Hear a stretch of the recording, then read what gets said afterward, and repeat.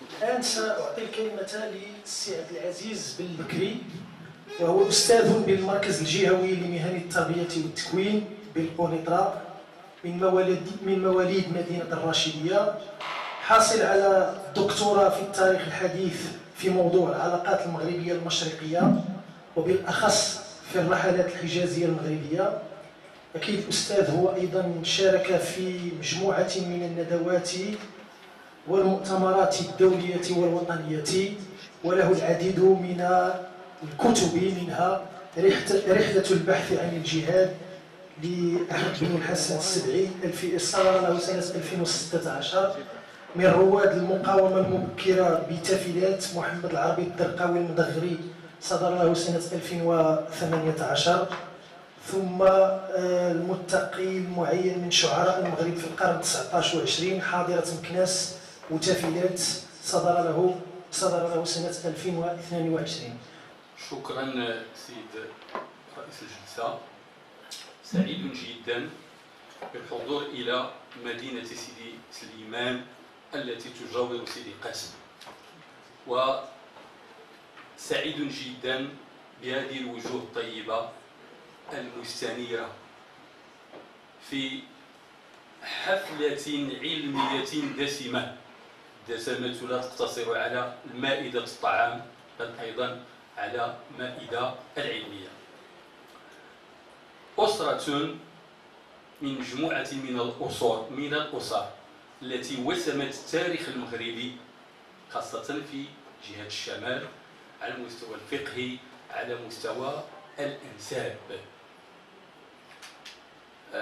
لم أضع في الواقع عنوانا لمداخلتي، وطبعا هذه الكلمات تأتي بعد ضرورة تقديم الشكر للمؤسسات نارنج ولكل المشرفين على تنظيم هذا اللقاء العلمي.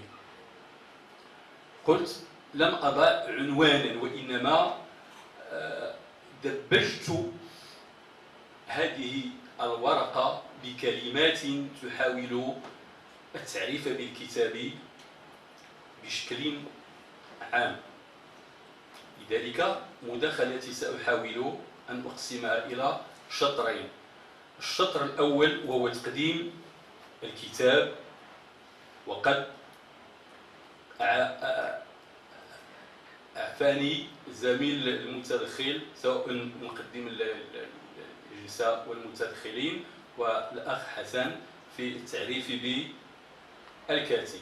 فالعرف العلمي في الحفلات تقديمية الكتب أن يتم دائما التعريف بالكتاب ثم بالمضامين ثم بالملاحظات ثم التعريف. إذن العنصر الأول التعريف بالكتاب، ثم العنصر الثاني ملاحظات عامة على الكتاب.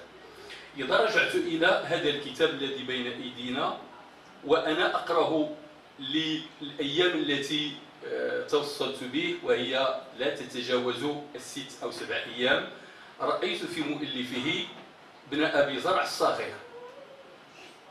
وإذا كان هذا الاسم قد أطلق في تاريخ معين وفي جلسة علمية معين في ظهر المهراز في مناقشة أطروحة معينة لهاشم القاسمي العلوي في أطروحته التي سميت بمجتمع المغرب الأقصى، من مجتمع المغرب الأقصى منذ بداية حتى منتصف القرن الرابع، فأطلق عليه ابن خلدون الصغير، فأستاذنا الحاج سيد كحيل بن أبي زرع الصغير.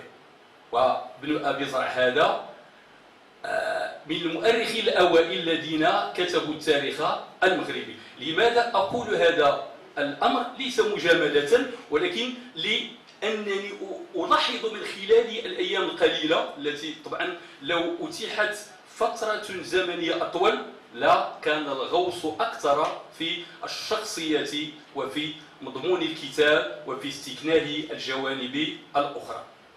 حضور هذا الكتاب خاصة ابن أبي زرع سأرجع إليه، ولكن أرجع إلى تسمية الكتاب جواهر الألماس في معرفة أخبار الأدارسة وفي من بنى مدينة فاس. كتاب وفق الطريقة التقليدية عند المؤرخين المغاربة المتشجعة. فهنا نستحضر أسماء كثيرة أخرى، وعلى رأسها كتاب بن أبي زرع نفسه الذي كان حاضرا في كل مراحل إنتاج الكتاب بالنسبة لزميلنا سيدي عبد الإله. الأنيس المطرب بروض القرطاس في أخبار ملوك المغرب وتاريخ مدينة فاس. وهذا الكتاب يختصر عند المؤرخين المغاربة والدارسين باسم روض القرطاس لتمييزه عن كتاب آخر يحمل نفس الاسم تقريبا، وهو كتاب أحد علماء المغرب في القرن الثامن عشر، وكتاب يحمل أيضا يحمل كتاب الأنيس المطرب للحسا العلوي. إذا بالنسبة لهذه التسمية نحس من خلالها بوجود بالشحنة التي خلفها مؤرخ هذه المرحلة من مراحل الكتابة التاريخي المغربي. فهنا حضور للسجع وحضور على طريقة التأليف عند المغاربة الأوائل، المؤرخين المغاربة الأوائل. الأنيس المطرب بروض القرطاس، البيان المخرب في أخبار أفريقيا والمغرب، تاريخ العبر. وطبعا هذا هو كتاب ابن خلدون الذي يختصر بتاريخ العبر، ولكن كل كتاب كما نعرف هو تاريخ العبر وديوان المبتدا والخبر في اخبار العرب والعجم والعاصر من ذوي السلطان الاكبر، وربما هو اطول عنوان في كتاب مغربي. ولطوله فان المغاربه دأبوا على اختصاره باسم تاريخ ابن خلدون او تاريخ العبر. وهنا تطرح إشكالية كبرى ما بين مقدمة ابن خلدون التي طبعت مستقلة مع كتاب العبر. وهنا أحيل فقط إلى ما كتبه الأستاذ علي أملي الذي هو أصلا أطروحته في الدكتوراه، وحاول أن يناقش إشكالية علاقة المقدمة بكتاب العبر، وجزء من هذه الأطروحة مطبوع. إذن على مستوى الجانب الأول حضور هاجس التسمية عند المؤرخين المعاصر هو استمرار لهذه الحركة التاريخية عند المغاربة الأوائل، انطلاقا من بن عذار المراكشي البيان المغرب، انطلاقا من بن أبي زرع، انطلاقا من عبد الواحد المراكشي ومن لاحقهم من المؤرخين الآخرين. أنا أحضرت هذه النسخة ولعل الأستاذ جليل كان قد اعتمدها، الأنيس المطرب، وهي نفس النسخة وهي النسخة الأولى على ما أظن. وللذكرى هنا قصدت أن أحضرها لمسألة أساسية كما هو في العنوان، ندوة علمية ولكن تربوية، علمية تربوية. لذلك قلت بالنسبة للجانب التربوي استهدفت التلاميذ والطلبة. فهذا الكتاب كنت قد اشتريته في ظهر المهراج بواسطة منذ التحقت بالجامعة في عام 1990، وعمره الآن يزيد على 30 سنة. صحيح فيه بعض القاطع ولكن نتيجة الاستعمال، فالكتاب أصبح عزيزا، ولا أظن أن معزة هذا الكتاب عندي أكثر من معزة أو أقل من معزة ابن زرع عند زميلنا سيدي عبد الإله، لحضوره في هذا الكتاب وللنهل منه بمستويات مختلفة. وطبعا نعرف أن كتاب ابن أبي زرع قد توقف في مؤلفه في عام 726 للهجرة، علما أن توفي بعد ذلك بحوالي 6 سنوات تقريبا 732 أو 34. وأهمية هذا الكتاب مثل الكتاب الذي سيأتي بعده ولكن بشكل متأخر هو أنه أتى على التاريخ المغربي منذ الفتح الإسلامي إلى السنة التي توقف فيها وهي 726، وإشارته هنا إلى كتاب الاستقصاء لإخبار دول المغرب الأقصى لأحمد بن خالد الناصري. وأشير هنا إلى إشارة نادرا ما يعرفها الباحث، فأحرى العام، لا أقول العامي ولكن المهتم.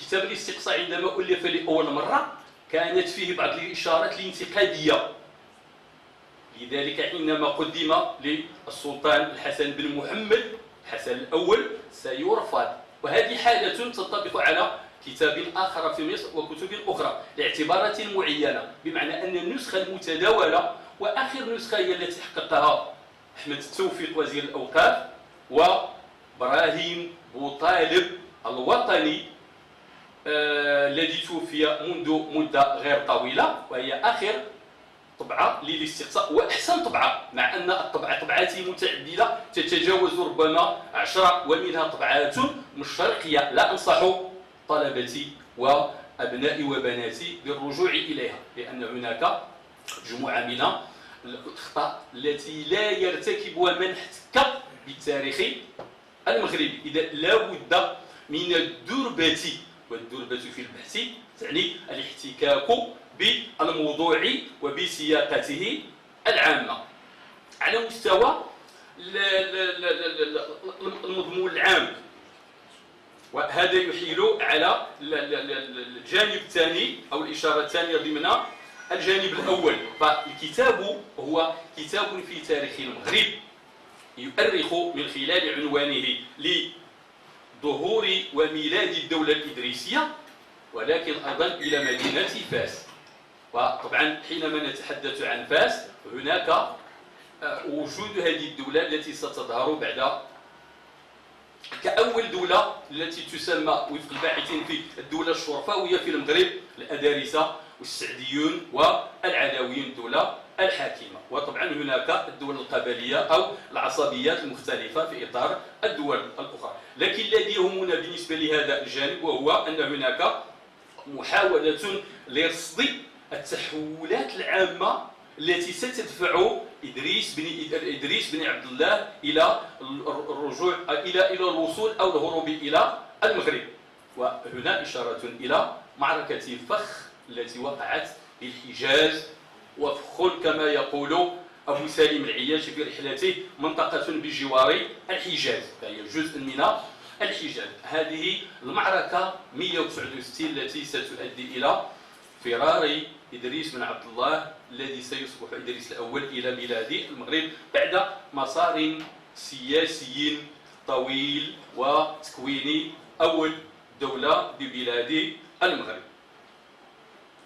على كل حال على مستوى المضامين العامة نلاحظ أن هناك تتبع لهذه الصيرورة التاريخية في الانتقال، بمعنى حينما أقول طوبوغرافية العنوان أو طوبوغرافية التصميم، معنى أن هناك انطلاق وفق خط تسلسلي زمني يبتدئ بالفتح الإسلامي ويبتدئ بالصراع على السلطة في بلاد الحجاز بعد الخلافة الراشدة وفي مرحلة من تاريخ الدولة الأموية، وانتقال السلطة في إطار البيت العلوي الذي سماه زميلنا الطالبيين، وتقصر كلمة العلويين بشكل أساسي في الدراسات المغربية.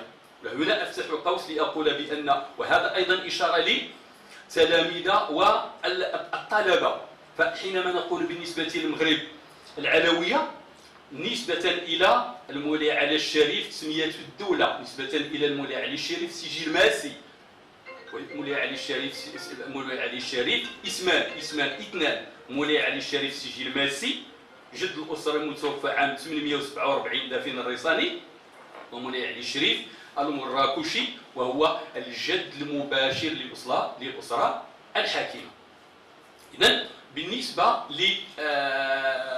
لهذه الإشارة لا بد من توضيحها، خلافا للمشارقة حينما نقول العلويين أو الانتماء العلوي بالنسبة للمشرق فنسبة إلى التوجه الشيعي العلوي، على عكس بلاد المغرب الذي ينتمي إلى تسمية الدولة إلى المولى علي الشريف السجل الماسي.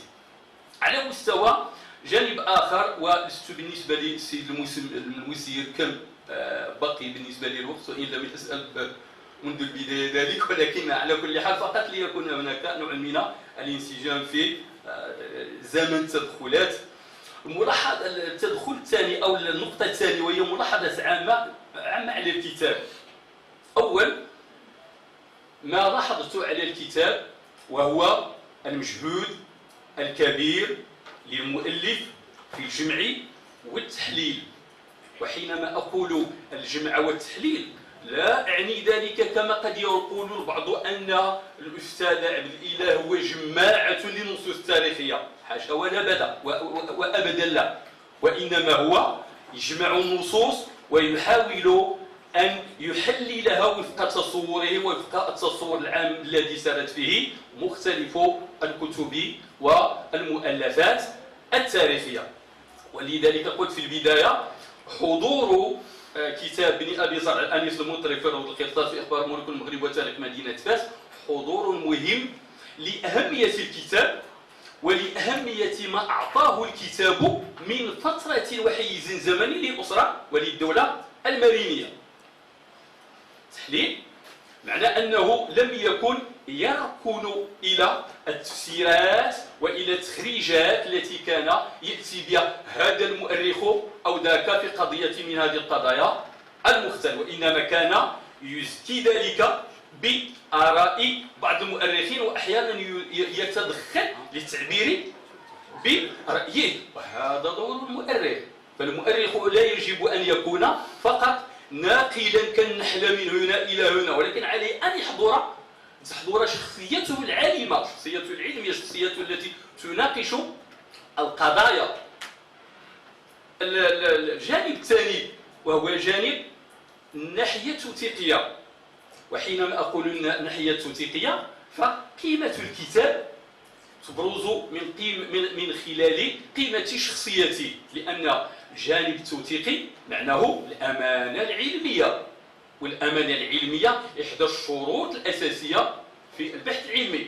نطرح النص ونناقشه ونزكيه وقد نعارض الرأي، كما يقال في مجال الصحافة المقال مقدس والتعليق حر، والخبر أو التعليق حر، بمعنى أنه يمكن أن يتدخل مع الحفاظ على النص الأصلي كما أراده هذا المؤرخ. لذلك هنا مسألة التوثيق مهمة جدا بالمجهود الذي قام به مؤرخون للوصول إلى مختلف القضايا والتطرق لمختلف القضايا، سواء تعلق الأمر بالمشرق العربي في قبل انطلاق المدارسة أو بالنسبة للمغرب. الملاحظة الأخيرة في إطار هذه الملاحظات العامة وهي عبارة عن استدراكات، وأقصد بالاستدراكات بعض مجموعة من الملاحظات التي عنت لي في الكتاب على مستوى البيبلوغرافية. فالعرف العلمي، وطبعا هذه مسألة أطرحها وهي تبقى وجهة نظر، ولكن أنطلق من التوجه العام الذي تسير فيه التوجهات والأبحاث الأكاديمية، وأستاذنا الفاضل ينحو في هذا المنحى، وإن كان يشير منذ البداية إلى أن الرغبة الذاتية والتطلع إلى التاريخ ومحاولة إبراز المكنونات والعلاقة مع الكتاب ومع حب التاريخ ربما يشفع من ناحية معينة على المستوى الأكاديمي. في هذا الإطار إذا رجعت كما قلت بالنسبة للبيبلوغرافيا، البيبلوغرافيا أولا أنها واسعة، أنها غنية، أنها متنوعة من حيث الكتاب المشرقي وكتاب التاريخ المشرقي والمؤرخ المشرقي والمغربي، من حيث القديم ومن حيث المعاصر، من حيث الوطني المغربي العربي ومن حيث الأجنبي. هذا يعني أن هناك تنوع في المقاربات التاريخية.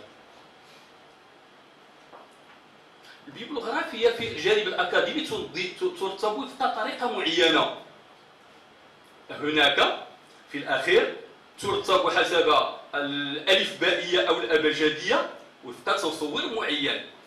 إنما لاحظت بالنسبة لي ربما نوع من هناك رغبة في التعريف، ربما هناك محاولة جامحة في التعريف في بعض المؤلفات. لذلك هذه المسألة ربما لو كانت في إطار المقدمة، في إطار النظرة النقدية نظرة نقدية تكون أكثر صواب، ولكن أرجع إلى الملاحظة كما قلتها، لا يمكن أن نحاسب الكتاب على هذه المسألة لأنه كتاب ليس مرتبطا بتوجه أكاديمي بحت، وليس مرتبطا بشهادة معينة، حيث يكون الإكراه العلمي الأكاديمي حاضر وضروري جدا. على مستوى كعنصر أخير أختم به القيمة المضافة. فالقيمة المضافة التي ساهم بها هذا الكتاب لا شك فيها. لماذا؟ لأنها تعكس أولا مجهود مؤرخ جديد، مؤرخ معاصر، بل يمكن أن نقول مؤرخ للدولة الإدريسية، بل يمكن أن نقول مؤرخ للنسب الإدريسي. وهذه إشارة مهمة لها علاقة بشكل كبير في إطار علم الأنساب. ومن الصدف حينما اتصل بي الأستاذ الزميل السي عبد الجبار البودالي في إطار هذا الاقتراح، كان بين يدي كتاب أشتغل عليه منذ سنوات، وهو كتاب مطالع الزهراء في درية بني الزهراء للفقيه النسابة محمد الزكي بن هاشم العلوي، الذي توفي عام 1270 للهجرة 1854 للميلاد. وهذا الكتاب هو كتاب في الإنساب غير مطبوع كما قلت، وهو كتاب ضخم يقسمه صاحبه إلى قسمين، يتحدث عن أنساب الأدارسة أو آل البيت في المغرب، ويخصص الجزء الأكبر للأدارسة ويمثل حوالي ثلث الكتاب، ثم علويين بتافلات وبجهات أخرى المختلفة في الشق التالي. جزءه للأنساب الحسنيين والحسينيين في المشرق، والجزء الثاني مقسم إلى قسمين بالنسبة للمغرب. هذا الكتاب من خلال النصوص المختلفة أرى فيه صورة مطالع الزهراء، وأرى صورته وأراه في صورة مطالع الزهراء. فهناك كثير من النصوص التي وردت تتشابه بشكل كبير، على اعتبار أن أصلا روض القرطاس، الأنيس المطرب روض القرطاس، كان مصدر من المصادر التي اعتمد عليها واعتمدها محمد الزكي بن هاشم في هذا الكتاب. مع ثاني أقول، وهذه تجربة مهمة أخبط عليها أهل سيدي سليمان، وطالما حاولت نحتى في تاريخ سيدي قاسم بشكل أو بآخر، وهناك إشارات مهمة على مختلف المراحل التاريخية للاستيطان في سيدي سليمان وسادغر، أو في إطار الحاضرة. وحينما أقول حاضرة، المدينة التي هي مدينة معاصرة، سواء تعلق الأمر بسيدي سليمان أو بالنسبة لسيدي قاسم، لأنها مدن كولونيالية، ولكنها وجدت في أوساط قبلية أنعشت التاريخ المغربي ووسمت التاريخ المغربي بحضور شخصيات وازنة على مختلف المجالات. وهذا الرجل الذي أمامنا وهذا الكتاب واحد من هذه الرجالات. وحينما يقال الرجالات ليس كالرجال، وإنما مستوى أرقى بدرجات عليا على المستوى العلمي وعلى المستوى الأخلاقي. بارك الله في جهودكم مؤرخنا الفاضل، والسلام عليكم ورحمة الله تعالى. تابعونا على مواقع التواصل الاجتماعي، وما تنسوش الاشتراك في قناتنا على يوتيوب وتفعيل الجرس باش يوصلكم كل جديد.